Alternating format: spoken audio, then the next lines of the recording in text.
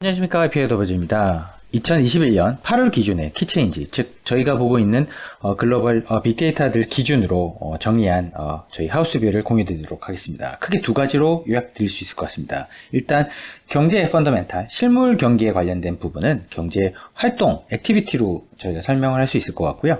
그리고 자본시장, 캐피탈 마켓에 관련된 부분은 아무래도 크레딧, 신용이 어떤 식으로 시장에서 수요와 공급이 이루어지고 있는지 이 두 가지로 크게 말씀드릴 수 있을 것 같습니다. 그럼 구체적으로 말씀드리겠습니다. 첫 번째, 경제 활동 측면에서 모터 가솔린, 즉 차를 가지거나 아니면 오토바이 등을 통해서 내수 시장에서의 어떤 움직임은 거의 코로나 이전 수준까지 이미 근접했습니다. 그리고 제트 퓨얼, 즉 비행기를 타고 아주 멀리 가거나 아니면 최소한 국내에서도 꽤 먼 거리를 움직이는 미국의 움직임도 거의 마이너스 10%대까지 접어들었습니다. 즉 지난 포스트 코로나에서 지금 발생되고 있는 이런 경제적인 활동 자체가 거의 회복이 다 됐다는 걸 의미하고 있고요. 미국 기준으로. 하지만 대외 활동이라고 할 수 있는 제트퓨얼의 어떤 소비는 아직 거기에 미치지는 못하고 있습니다. 따라서 그러니까 도메스틱 입장에서의 어떤 경제 활동은 거의 회복이 다 됐고요. 그리고 대외로 나가서 움직이는 이런 경제 활동은 아직 회복 국면에 있다. 그래서 저희가 아직 버블이라고 이야기하기에는 아직 이런 회복이 진행 중에 있다라고 보시는 게 오히려 더 합리적일 것 같습니다. 두 번째로 자본시장에 관련된 이야기는 일단 크레딧에 공급되는 것이 아직 온고잉하고 있는 상황입니다. 즉 인베스트먼트 그레이드, 즉 투자 등급 회사채와 하이힐드 채권과 이머징 마켓 채권에 관련돼서 꾸준히 돈이 이런 바차트 기준으로 돈이 들어오고 있고요. 작년 3월달 기준으로는 급격하게 돈이 나갔었습니다. 이런 평균 트렌드를 쭉 보시게 되면 지금 요 정도가 평균 트렌드의 거의 상단인데요. 지금 보시는 것처럼 꾸준히 돈이 들어오고 있습니다. 올해 들어와서도. 즉 자본시장의 작은 공급은 지금 원활한 상황이다 라고 보시는 게 조금 더 적합할 것 같습니다. 그러면 전체적으로 봤을 때 저희가 이제 이런 빅데이터들을 모델링해서 딥러닝을 할 때 저희가 보고 있는 가장 키콜은 실물 경제 자체는 일단 델타 변이와 테이퍼링의 두 가지의 크게 영향을 지금 받고 있는 상황이고요. 하지만 자본시장에서는 지금 진짜로 그럼 신용 위험이 존재하는 것인지, 중국의 규제는 어떤 식으로 시장에 영향을 끼칠 수 있는 것인지 이제 평가를 하기 시작했습니다. 따라서 경제 펀더멘탈 측면에서는 이제 어떤 미국의 소비, 유럽의 어떤 경기 상황, 중국의 규제, 이 세 가지로 크게 요약이 될 수 있을 것 같고요. 그리고 마켓, 즉 시장의 펀더멘탈, 마켓 멘탈 같은 경우는 과연 이머징 마켓, 신흥국이 어느 정도의 밸류에이션이 존재하고 있고, 백신이 실제 경기에 어떤 영향을 주고 있으며 실제 연체율은 어떻게 나타나서 이런 시장에 영향을 줄 수 있는 것인지 요약해서 설명드리도록 하겠습니다. 우선 첫 번째로 기업의 경기 측면에서 보시게 되면 가장 중요한 부분은 1분기 실적과 2분기 실적 발표할 때의 인플레이션이라는 코멘트를 지난 분기에 대비해서 거의 900%, 9배가 넘는 코멘트가 나오기 시작했습니다. 즉 지금 글로벌 기업 경영의 화두는 아무래도 인플레이션이다 라는 것이 나타났습니다. 재밌는 차트를 하나 또 공유 드리도록 하겠습니다. 이 코로나 케이스하고 신용카드의 소비가 상당히 밀접한 관계를 보이고 있습니다. 즉 이런 식으로 이렇게 파랗게 표시되어 있는 이런 코로나 케이스가 증가하면 증가할수록 이렇게 소비는 감소하는 경향을 보이고 있습니다. 즉 이 기점점점으로 되어 있는 것은 레스토랑, 즉 국내의 어떤 일반적인 소비, 필수 소비를 얘기를 하고 있고요.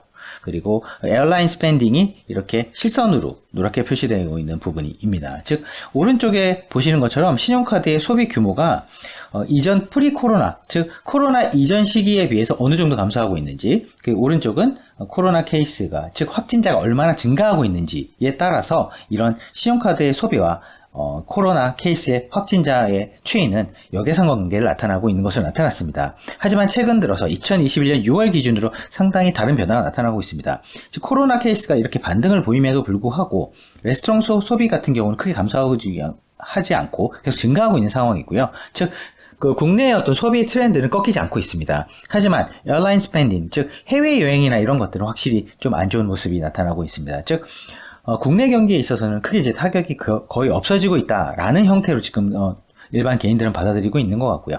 오히려 에어라인 스펜딩, 즉 해외여행을 아직 못 가고 있지만 이런 코로나 케이스가 올라옴에도 불구하고 이런 부분에 있어서 안정이 된다고 한다면 다시 에어라인 스펜딩도 올라가면서 장기적으로 이런 모습을 그릴 가능성이 높다. 왜냐하면 최근에 글로벌리 위드 코로나 형태로 이런 코로나와 더 이상 이제 이별할 수 없고 같이 살 수밖에 없다. 마치 독감처럼 생각하는 트렌드가 백신의 접종률이 높아지면서 뚜렷하게 나타나고 있는데 아직 이것과 그 레스토랑 소비와 비행기, 즉 에어라인 소비는 약간의 그런 이런 코로나 확진자의 추이에 있어서 이 내수 소비는 확실히 이것과 좀 차별화되기 시작했지만 아직 해외여행과 같은 이런 대외 소비는 아직 이런 부분에 영향을 받고 있다라는 것으로 나타났습니다.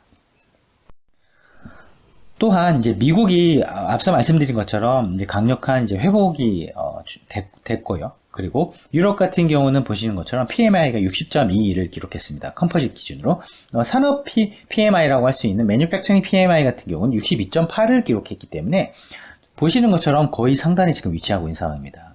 즉 미국보다, 즉 글로벌 선진국 중에서는 미국보다 늦게 출발했고요. 실질적으로 회복도 늦게 일어났고, 하지만 유럽 같은 경우는 지금 경기가 너무나 좋은 상황이다 라고 볼 수 있을 것 같습니다.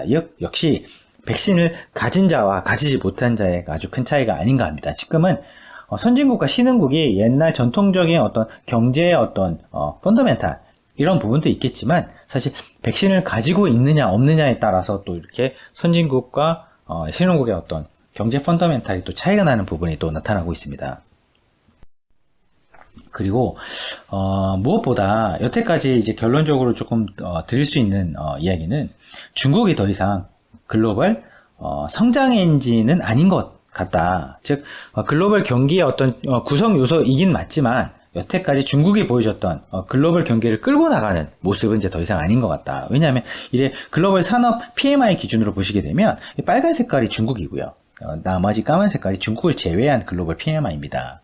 보시는 것처럼 2020년 하반기, 즉 2021년 연초부터 보시게 되면 완전히 다른 경로를 가지고 있습니다. 즉 글로벌 경기에 있어서 어떤 중국의 둔화가 분명히 부담은 될 수는 있지만 반대로 글로벌 경기 강세에 있어서 성장에 있어서 꼭 중국이 좋아야만 좋다라는 공식은 여기서부터는 이제 더 이상 성립하지 않을 수도 있겠다.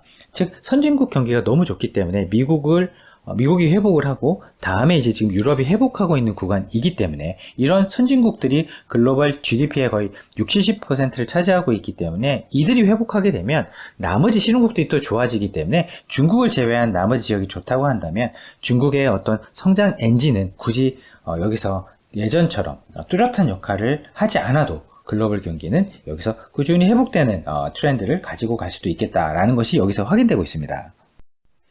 그리고 그러면 이제 신흥국이 그러면 예전에 비해서 어떤 밸류에이션 측면에서 위치를 차지하고 있는지 한번 짚어보겠습니다. 사실 지금 위치하고 있는 S&P 500 대비해서 신흥국 주가의 상대적인 가치는 거의 20년 전으로 돌아왔습니다. 즉 9.11 사태가 있었던 수준까지 돌아왔는데요. 사실 리만 사태가 터졌던 것은 이제 미국의 과도한 부채 레버리지 전략 때문에 사실은 발생을 한 거였는데 지금 그 사이 동안의 양적 완화를 통해서 달러 기축 동화를 엄청나게 찍어대면서 인플레이션을 조정을 해왔고 인플레이션을 조정해 오면서 선진국들 특히 미국이 누릴 수 있었던 것은 일단 신흥국의 낮은 임금과 그리고 엄청나게 찍어낸 달러를 베이스로 한 낮은 인플레이션에 기반한 그러니까 엄청나게 달러를 통해서 쉽게 원자재를 샀고 신흥국의 노동력을 쉽게 사오면서 소비도 충분히 이루어지고 그리고 글로벌 IT 트렌드에 있어서도 선진국의 지위, 특히 미국의 지위가 강력하게 유지되는 것도 사실입니다. 하지만 이런 구간까지 내려왔기 때문에 이제 그런 공식은 어쩌면 여기서부터는 조금 달라질 수도 있는 국면이 있겠다라고 생각해 볼 수 있는 그런 임플리케이션을 제공하는 것 같습니다. 지금 신흥국의 밸류에이션 자체가 이번 차트에서는 백신의 경제학을 통해서 한번 리뷰를 드리고자 합니다. 이런 빅데이터들은 지금 크게 두 가지 구성으로 짜여져 있습니다. Manufacturing PMI, 즉 산업 PMI와 그러니까 산업 경기 지표와 그리고 백신 접종률, 이 두 가지로 이루어졌습니다. 백신 접종률이 높으면 높을수록 PMI 숫자가 좋아지는, 산업 경기가 좋아지는, 그러니까 경제가 좋아지는, 백신이 많이 접종되면 접종될수록, 즉 제일 위에 보면은 뭐 네덜란드, 아일랜드, 독일, 그리고 이탈리, 오스트리아, 미국과 같은 글로벌 선진국들이 주로 포진이 되어 있고요. 그리고 아래에 보게 되면 특이하게 베트남이 제일 아래쪽에 위치하고 있습니다. 즉 접종률과 PMI도 아주 낮게 나타나는 그런 상황입니다. 따라서 현재 지금 베트남 경기라든지 필리핀 경기라든지 이런 것들 상당히 조금 안 좋은 편에 속하는데요. 지금 아무래도 이런 주식시장들이 생각보다 크게 조정을 받지 않는 이유는 향후에 이런 접종률이 높아지면서 PMI 숫자도 좋아질 것이다 라는 어떤 기대에 기저하고 있는 것이 아닌가 싶습니다. 하지만 현재 기준으로 보시게 되면 확실히 접종률이 높은 지역이 PMI가 훌륭하고 PMI가 좋다는 것은 향후에 경기가 좋아진다는 걸 의미하고 있기 때문에 백신의 경제학은, 즉 백신을 생산할 수 있는 기술이 있거나 백신을 많이 보유해서 접종률을 높일 수 있다고 한다면 경제 자체를 끌어올릴 수 있는 이런 되게 좋은 시기가 될 수 있겠다라고 하는 부분이 여기서 확인되고 있습니다. 그리고 글로벌리 지금 가장 이슈가 되는 것은 혹시는 그 부채에 리스크가 있는 거 아니냐, 그런 부분과, 그리고 미국을 비롯한 선진국들이 너무나 양적 완화를 많이 했기 때문에 이런 신용 경색이 와서 문제가 생길 수 있는 것이 아니냐, 테이퍼링 때문에 라고 얘기를 했는데, 보시는 것처럼 이런 전체 연체율을 보시게 되면은 상당히 역사적으로 한 20년 전보다 훨씬 더 낮은 구간, 역사적으로 가장 낮은 구간에 지금 진입을 했고요. 그리고 이게 빨간색이 되면 될수록 장기 연체율, 되게 악성 채무 연체율인데요. 이렇게 연한 색깔 같은 경우는 단기 연체율입니다. 즉 시장은 단기 연체율이 높아질수록 이렇게 악성으로 진행된다고 보고 있는데요. 지금 보시는 것처럼 단기 연체율은 급격하게 줄었습니다. 이건 아무래도 캐시쿠폰과 같은 이런 코로나 정책 때문에 아무래도 이런 것들이 더 낮아진 것 같은데요. 이런 것들이 꽤 낮아진 상태에 있기 때문에 일단 한 6개월, 1년 정도에 이제 코로나 정책이 크게 바뀌지 않는다고 한다면 아무래도 이런 리스크, 즉 연체에 관련된 리스크는 아직 우려할 수준은 아니다라고 보는 것이 훨씬 더 좋은 방향인 것 같습니다. 그리고 이제 자산 배분 측면에서 한번 들여다볼 필요가 있는데요.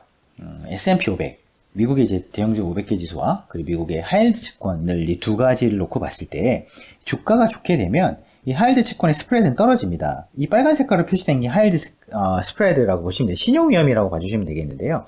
신용위험이 꾹 떨어지다가 최근에 보면은 하이힐드 스프레드가 반등이 나왔습니다. 근데 주가는 여전히 올라가고 있고요. 그러니까 둘 중에 하나가 될 것이라고 보여집니다.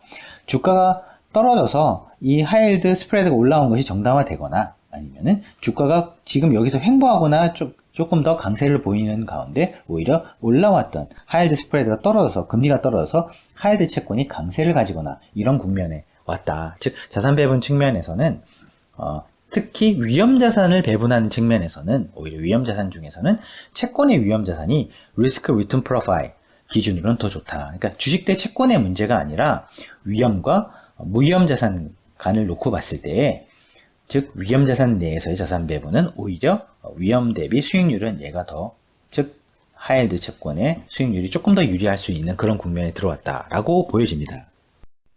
그리고 이제 글로벌 이제 펀드 매니저들 서베이를 기준으로, 그러니까 투자자들 대상으로 서베이를 해봤더니 이게 8월 달이 진한 남색이고요. 연한 하늘색이 7월 달 서베이 내용입니다. 인플레이션에 관련돼 가지고는 이미 줄었습니다, 우려가. 그 말은 이미 인플레이션에 관련돼서는 이제 시장의 투자자들이 적응을 한 상태고요. 그리고 테이퍼링에 관련돼서도 좀 적응을 했습니다. 근데 약간 조금 우려가 조금 커진 것은 델타 변이가 시장에 조금 영향을 줄 수도 있는 것이 아닌가라고 좀 소폭 우려하는 부분이 좀 늘었고요. 한 5%포인트. 근데 제일 중요한 부분은 이 부분이었습니다. 즉, 이제는 인플레이션이나 테이퍼링과 같은 그런 이슈가 시장의 텔리스크는 더 이상 아닐 가능성이 높아졌고요.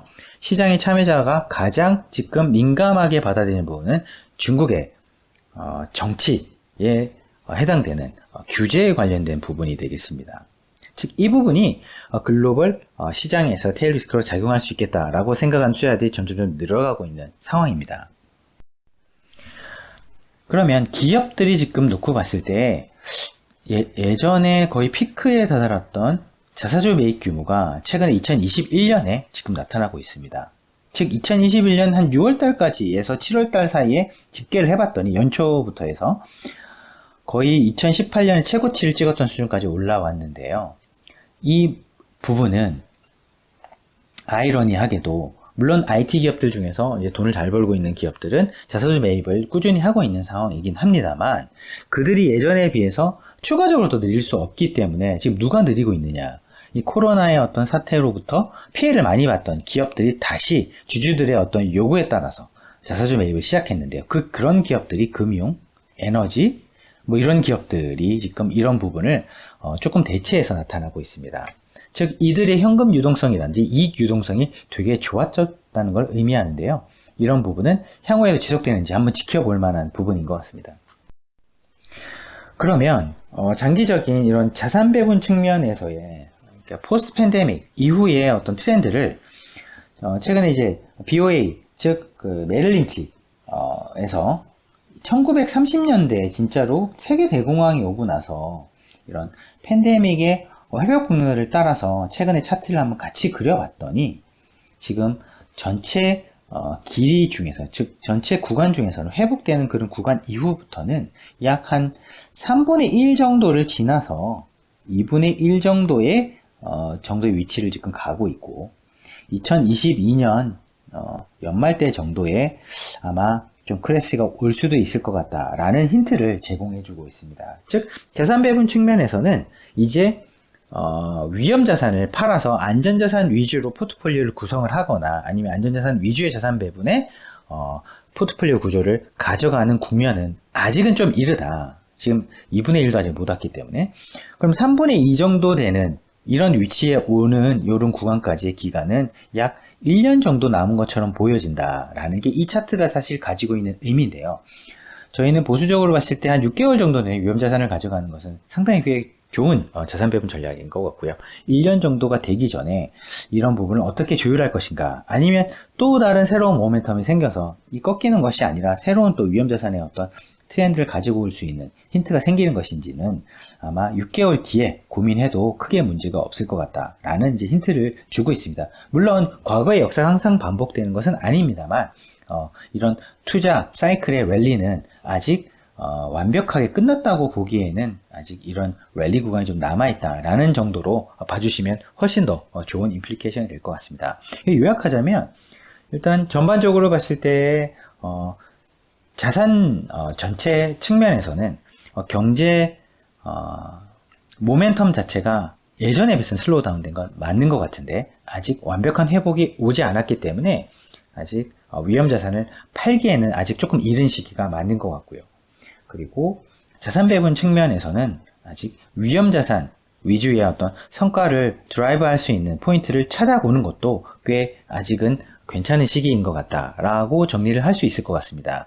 즉, 첫 번째로는 어떤 델타 바이러스의 어떤 부담이 존재하고 있지만 테이퍼링에 대한 사람들의 어떤 인식 자체가 예전에 비해서는 많이 익스큐즈가 된 것 같고요. 그리고 인플레이션에 대한 첫 번째 우려는 이런 테이퍼링과 함께 어느 정도 감소했고 마지막으로 어떤 폴리시, 즉 중국으로 시작되고 있는 어떤 규제의 어떤 부담 이런 것들은 분명히 시장의 약세 요인인 건 맞는 것 같다라고 요약을 할 수 있을 것 같습니다. 저희는 그러면 최근에 델타 변이 바이러스로부터 조금 타격이 있거나 이슈가 있을 만한 자산들을 기준으로 해서 간략하게 또 업데이트를 해서 또 공유해 드리도록 하겠습니다. 감사합니다.